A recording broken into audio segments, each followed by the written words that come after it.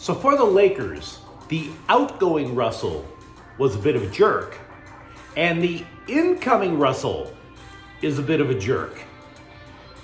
Damn. Justin Herbert is eligible for a contract extension with the Chargers, and USC and UCLA send 9 players to the NFL Combine. Good morning. I'm James. This is your daily dose of sports and start for the greatest sports city in the world, Los Angeles. This is the faithful Angelenos morning report. It is February 10th, 2023. We added a new member to the Angelino familia last night. I appreciate every last one of you. You got in on the ground floor of something that I think is cool, because talking LA sports is cool. If you like the content we put out, clickety-clack the like button. Clickety-clack the subscribe button. There's a notifications bell. Hit that. It'll let you know when people drop new content. And by all means, comment. We've had lots to talk about over the last week. Now, before we go through the news and notes, a look at the scoreboard. Milwaukee 115, Lakers 106. Now, Dennis Schroeder scores 25. I thought the Lakers who were on the court were hustling. But you have a third of the season left to go, guys. I feel like the Lakers are just not approaching the entire thing with a sense of urgency. What was LeBron James doing in a suit? I'm just asking. I'm not accusing a conspiracy here. I'm just curious. 7th ranked UCLA 62, Oregon State 47. Amari Bailey led the Bruins with 24 points. Oregon 78, USC 60. We've been talking about the Trojans being a bubble team for going to the NCAA tournament, but they would reach it only if they do not have bad losses. That was a bad loss. There's no getting around it. Boogie Ellis led the Trojans with 19. Meanwhile, today, Milwaukee's playing the Clippers. Kawhi Leonard already been ruled out tonight. Gee, never heard that before. So for the Lakers, I've been a fan of this team, a devoted fan of the Lakers, since Pat Riley was a color analyst for KHJ TV, not KCAL, KHJ TV, Channel 9. And the one thing, though, when you love something that much, there's always going to be something that kind of gnaws at you, right? I mean, if you look at your own marriage and you're honest with yourself, there are going to be things that gnaw at you. The thing that I've always gnawed at me about the Lakers was the pointless drama. The pointless drama. The Showtime Lakers did a somewhat decent job of holding the gossip down, except, of course, when James Worthy was arrested for buying escorts. But the price of being that successful, of being that glitzy and glamorous, there's always been a Kardashian element with the Lakers. So it brings me no pleasure to tell you that I was right. I predicted that we would hear a drip, drip, drip about how Russell Westbrook on his way out was a bit of a turd. And here comes ESPN and The Athletic like that. I don't even know if Westbrook booked his flight on Southwest to Utah, and the stories were already starting to come out. Anonymous sources with the team and the league said Westbrook had made the situation toxic. Coaches did not like his behavior in the last week. Now, you can also recall that Westbrook had a shouting match with Coach Darvin Ham. There were multiple arguments with an assistant, one in public. Now, there are Westbrook apologists, and to be honest with you, I can see a good chunk of Westbrook's point, if this story is indeed true. You could say that Westbrook's frustration flared up with LeBron James when James dropped not so subtle hints about wanting Kyrie Irving on the team. Because who would have gone in an Irving trade? Exactly, Russell Westbrook. And his magical expiring contract. So that would make me a little annoyed. I'll be honest, I can understand where Westbrook would get a little annoyed. Now, to be fair, some NBA players did take up for Westbrook. There were 2 former players, 2 current. At least they were claiming, tell us the source of where Russell Westbrook was being a jerk. To which I would say, ask Darvin Ham. That was not so private. Ask about the public on the sidelines. Heated disagreement, if you will, with the assistant coaches. You don't need all these sources. You saw Russell Westbrook getting pissed off in public. Now, publicly, Ham is still saying that Westbrook was nothing short of professional, that it just wasn't a good fit. But apparently, Westbrook did not go quietly into that good night. But here's a shocker. Incoming guard D'Angelo Russell pretty much chased out of LA because he snitched on a teammate in social media back in, I think it was 2015. Still does not know how to play nice with others. A reporter who covers the Minnesota Timberwolves told the local press that Russell despised teammate Rudy Gobert, that he made no bones about it, wasn't trying to hide it. Russell had no interest in making it work, that he pouted about it in the locker room, and that became a reason to trade D'Angelo Russell just as much as the contract situation.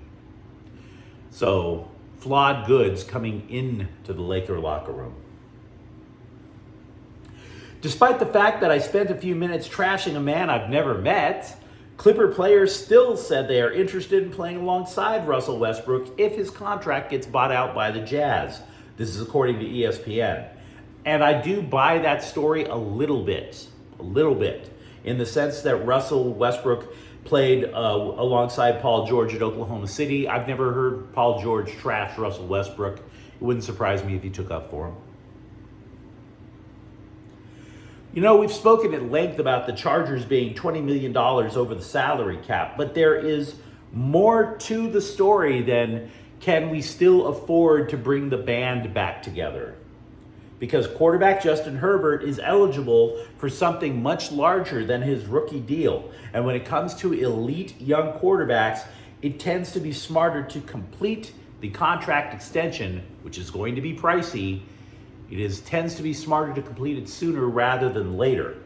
If you hold off, look to the problems that are happening over in Baltimore. They're talking about using the franchise tag to delay the process of losing Lamar Jackson. Now Jackson's people are telling the press that the Ravens and the quarterback are more than $100 million apart. $100 million. Do you really want to drive a wedge if you're a Chargers fan? Or the Chargers, do you really want to drive a wedge between yourself and the face of your franchise? And for what? If the Bolts do franchise tag Herbert after next season, it would still cost about $30 million, according to Sports Illustrated. So do you really want to do that? Do you want to add drama? Do you want to potentially lose years of when Herbert is young and up and coming?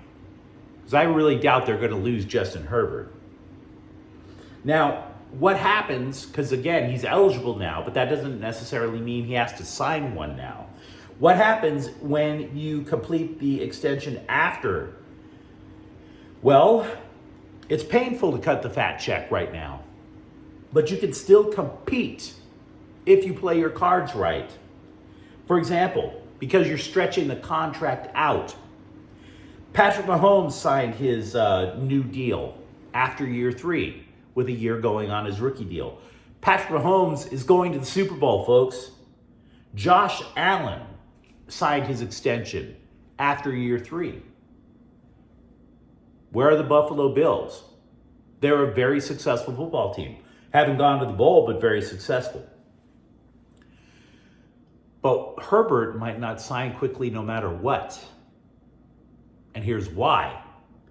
Herbert has company in quarterbacks who are in the final year of their rookie deal. Do you know who else is eligible for an extension? Joe Burrow, Jalen Hurts. Both of them able to tell their GMs, hey, I got this team to a Super Bowl. Do you think that Herbert and Hurts and Burrow are all looking at each other saying which one is going to sign first? Who sets the market for the other two? And they're all looking at Aaron Rodgers. Aaron Rodgers with his contract of $50 million a year and hoping to top it.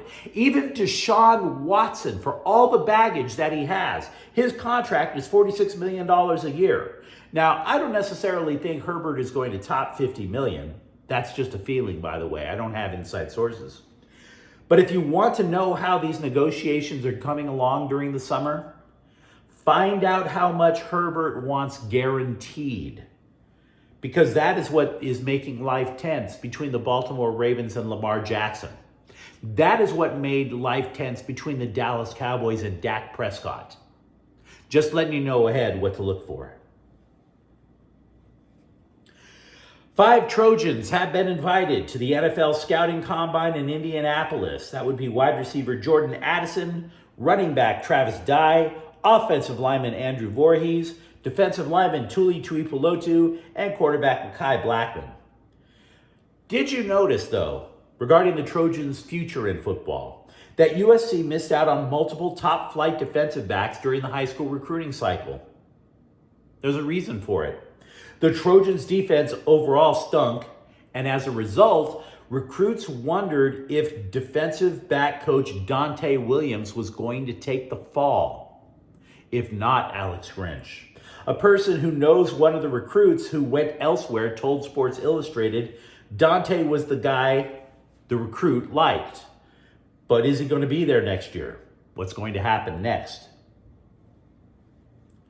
The Bruins, meanwhile, will send 4 players to the NFL Scouting Combine, leading with quarterback Dorian Thompson-Robinson, running back Zach Charbonnet, wide receiver Jake Bobo, and offensive lineman John Gaines.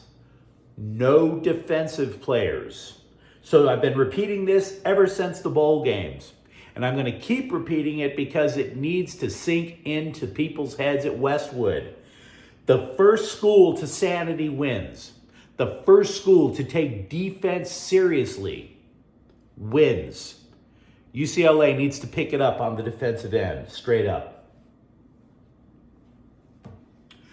Pro Football Focus, also known as PFF or PIF, suggests that only 2 Rams are in the top 100 of the NFL free agent class. That would be defensive tackle A'Shawn Robinson and safety Taylor Rapp. Rapp was ranked higher of the 2 at number 60. They guesstimated what it would take to re-sign both of them. Rapp would supposedly get $15 million over 3 years. Look, LA is not going to sign him for that. That's not happening. But they also think that Robinson would only draw $2.5 million. I think Robinson is worth more. But if you can get him for $2.5 million, I think the Rams would love to do that. I really do. I am fascinated by the fact that 11 Dodgers players or prospects will be participating in the World Baseball Classic. Team USA leads the way. That's Mookie Betts, Clayton Kershaw, and Will Smith. By the way, Coach Dino Ebel will also coach Team USA. Freddie Freeman's going to play for the Canadians. Julio Urias is going to pitch for Mexico. We knew that. But let's file this little factoid under things we did not know. Austin Barnes is Mexican. Yeah.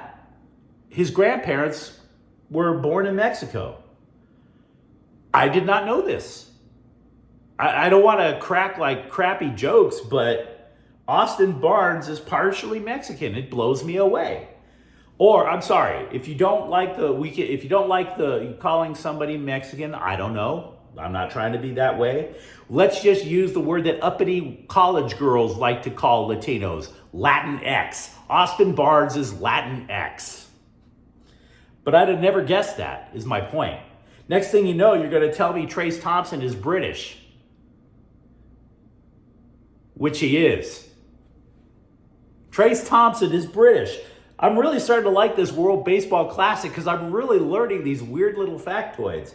Miguel Rojas is Venezuelan. He's going to play there. Reliever Adam Kolarek is on Israel's pitching staff, and minor leaguers Jose Ramos plays for Panama, Liam Doolin for Australia. So yeah, heavy Dodger flavor in the World Baseball Classic. Scribes have asked J.D. Martinez if his friendship with Betts was a factor in his decision to sign with LA, which makes sense, but you'd be wrong. Quote, I'm in a part of my career where I just want to win. I don't want to be on a team that was going to be rebuilding, unquote. He said he told Andrew Friedman that he believed in the teams the Dodgers have fielded every year. So there's that.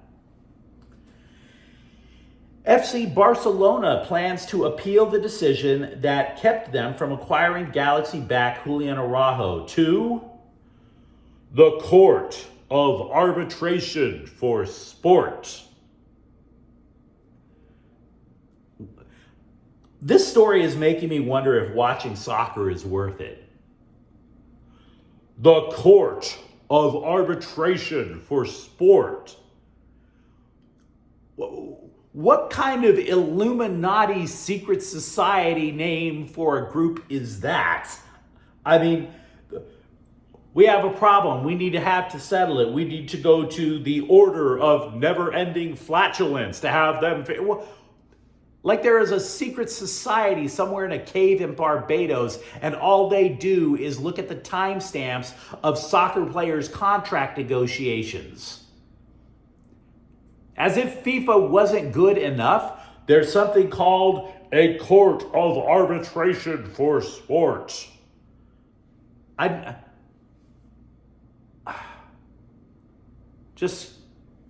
Dude, it's creeping me out. This is just Illuminati stuff. Now, by the way, Barca is determined to make the deal happen. It was nixed by FIFA because the paperwork was filed 18 seconds late. I just always had a problem with the international soccer press. I just have.